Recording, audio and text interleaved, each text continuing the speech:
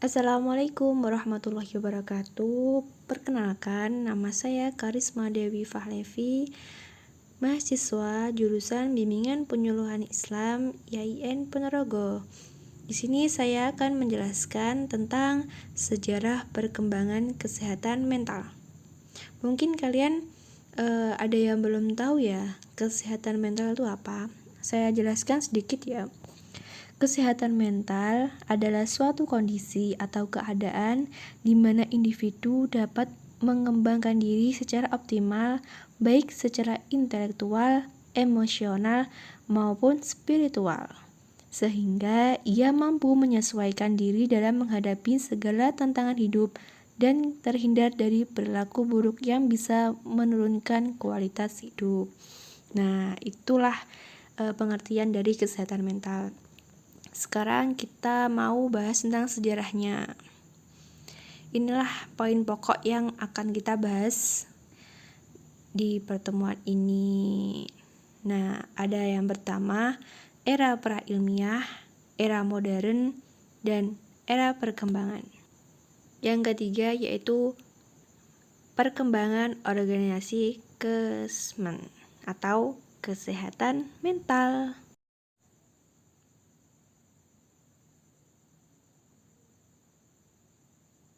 Nah, bisa kita ketahui bahwa menentukan seseorang itu mengidam atau mempunyai masalah dalam kesehatan mental itu tidak sama dengan kesehatan fisik ya. Jadi kalau kesehatan fisik mungkin kalau orang batuk gejalanya nanti ya sama tenggorokan kering, terus mungkin flu gitu ya. Nah itu, tapi kalau kesehatan mental itu sangat sulit dan harus ada tahap-tahapan penelitian atau bisa dibilang konseling itu untuk menentukan bahwa orang itu seseorang mengidam atau ada gejala-gejala yang termasuk dalam gangguan kesehatan mental itu.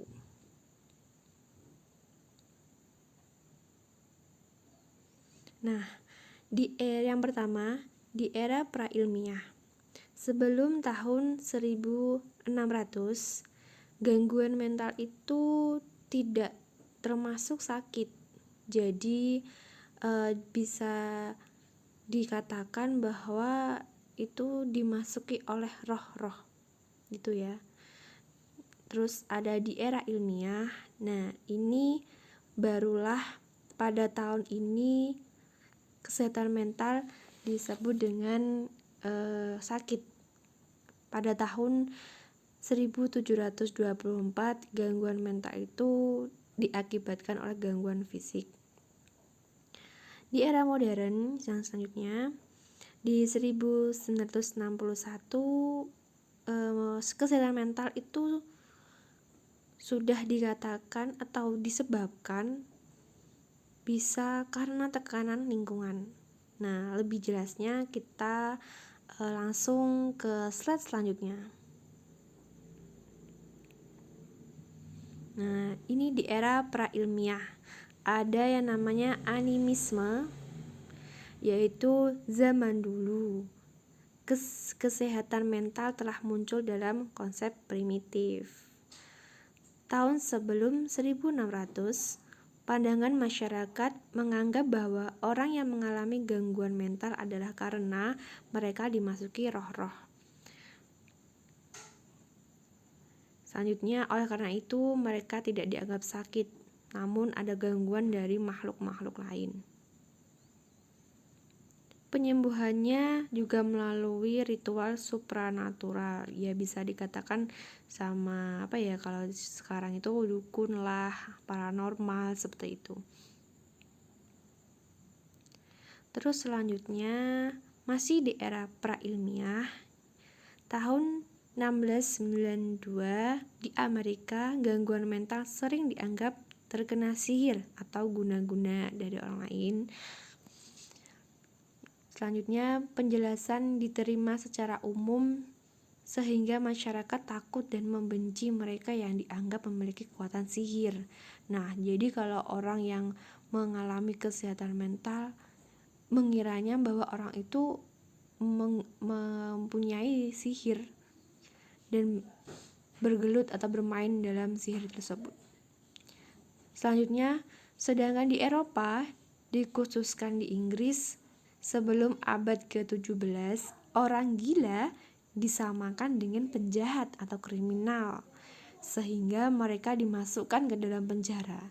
Jadi orang gila itu seperti orang jahat, dia mau melakukan sesuatu yang nanti membahayakan orang lain, dan sehingga dulu itu orang gila itu dimasukkan penjara. Untuk slide selanjutnya yaitu ternyata masih di era prailmiah. Banyak sekali ya sejarah-sejarahnya. Ini baru di prailmiah, nanti masih ada di modern, ada di organisasi, sampai terbanyak organisasi gitu ya. Nah, selanjutnya yaitu naturalisme. Pada zaman Hippocrates mengembangkan pandangan revolusioner dalam hal pengobatan, yaitu dengan menggunakan pendekatan naturalisme. Gangguan mental dan fisik itu akibat dari alam. Nah, ini sudah di era ilmiah, jadi sudah agak cerah ya. Jadi tadi kan masih sihir-sihir, terus ada roh-roh, sekarang sudah mulai cerah. Yaitu Cotton Mather pada tahun, ada kesalahan teknis, ini 1972, mematahkan tahayul. Ia menjelaskan sakit jiwa dengan penjelasan secara fisik, dan benih-benih pendekatan medis mulai dikenal. Nah, pada saat gangguan mental dianggap sakit, jadi pada era ilmiah ini gangguan mental sudah dianggap sakit, sehingga penanganannya yaitu di rumah sakit. Selanjutnya masih di era ilmiah, perubahan luar biasa dalam sikap dan cara pengobatan gangguan mental, yaitu pada saat berkembangnya psikologi abnormal dan psikiatri di Amerika tahun 1783.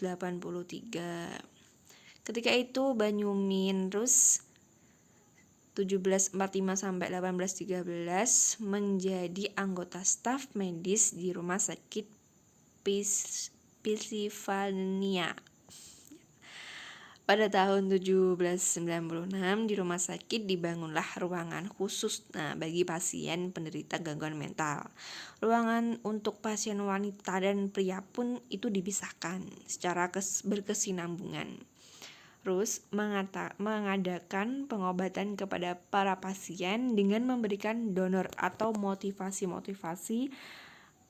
untuk membangkitkan untuk mau orang itu yang sudah gila itu mau bekerja lagi, mau berrekreasi atau mencari ilmu lagi dan mencari kesenangan untuk hidupnya. Tahun 1961 Thomas Zess membuat tulisan yang berjudul The Myth of Mental Illness yang mengemukakan dasar teori yang menyatakan bahwa sakit mental sebenarnya tidaklah betul-betul sakit, tetapi merupakan tindakan orang yang secara mental tertekan karena harus bereaksi terhadap lingkungannya. Jadi orang yang mempunyai sakit mental itu tidak selamanya itu sakit, namun ada tekanan dari lingkungan, entah itu keluarga, sekolah, masyarakatnya. Jadi terganggu. Sehingga penanamannya berkembang pada tahun 1970, yaitu mulailah deinstitusionalisasi massal. Ini di era modern guys, sudah modern ya, kita sudah meninggalkan tadi pra ilmiah, terus yang ilmiah sekarang di era modern.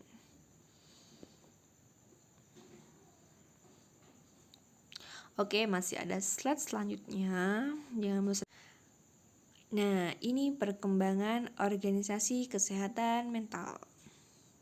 Jadi tadi kan sudah di era pra ilmiah, yang ilmiah, terus yang jadi sudah modern. Jadi itu ada organisasinya. Jadi ada kumpulan-kumpulan dari psikolog-psikolog yang itu meneliti tentang kesehatan mental yang dulu dianggap tidak sakit, terus dianggap sakit, terus dianggap tidak selamanya sakit. Itu ada perkumpulannya. Jadi tahun 1908 berdiri Masyarakat Konteksut untuk Kesehatan Mental. Nah, ini pertama kali organisasi mental dikembangkan. Maaf, ada sedikit tipu-tipu ya, bisa dimaklumi. Terus selanjutnya tahun 1909 baru 1 tahun ya, berubah lagi tuh menjadi Komite Nasional untuk Kesehatan Mental. Selanjutnya lagi tahun 1950 terbentuk National Association of Mental Health gitu ya. Terus selanjutnya lagi pada tahun 1979 NAMH tadi National Association of Mental Health itu tadi menjadi National Mental Health Association. Nah, jadi dibalik-balik ya. Terus selanjutnya, apa sih tujuan asosiasi itu? Apa sih tujuan dari organisasi itu? Bisa dibilang gitu ya.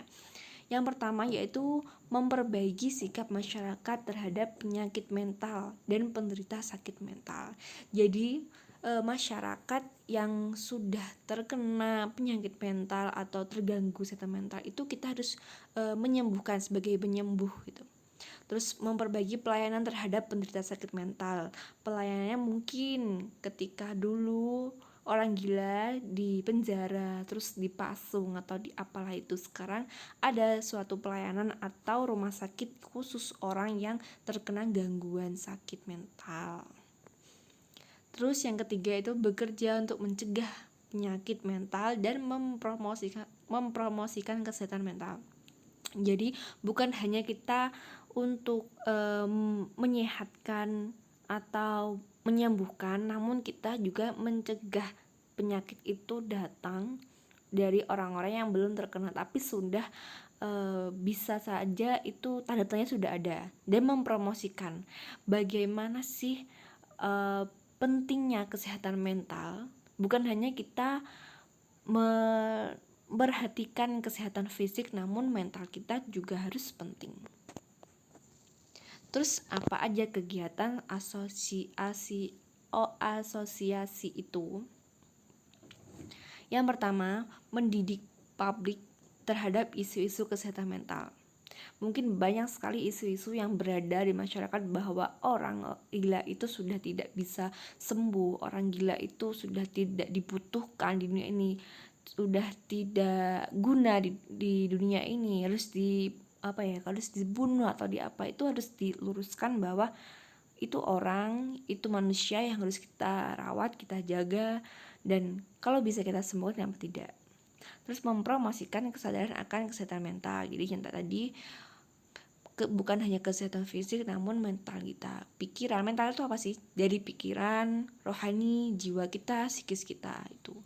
Terus melakukan program televisi, distribusi literatur dan media lainnya. Jadi banyak sekarang yang sudah membuat pamflet-pamflet, terus video-video yang ada di YouTube bahwa bagaimana sih yang harus kita lakukan ketika di sekeliling kita ada orang yang mempunyai gangguan mental, apalagi kita seorang konselor, seorang psikolog gitu ya.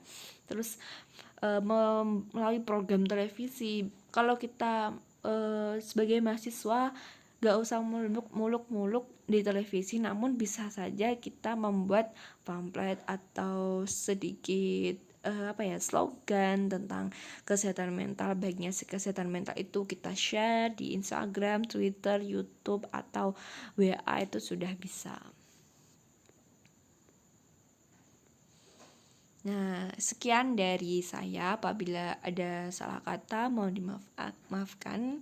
Semoga bermanfaat bagi kita. Wassalamualaikum warahmatullahi wabarakatuh.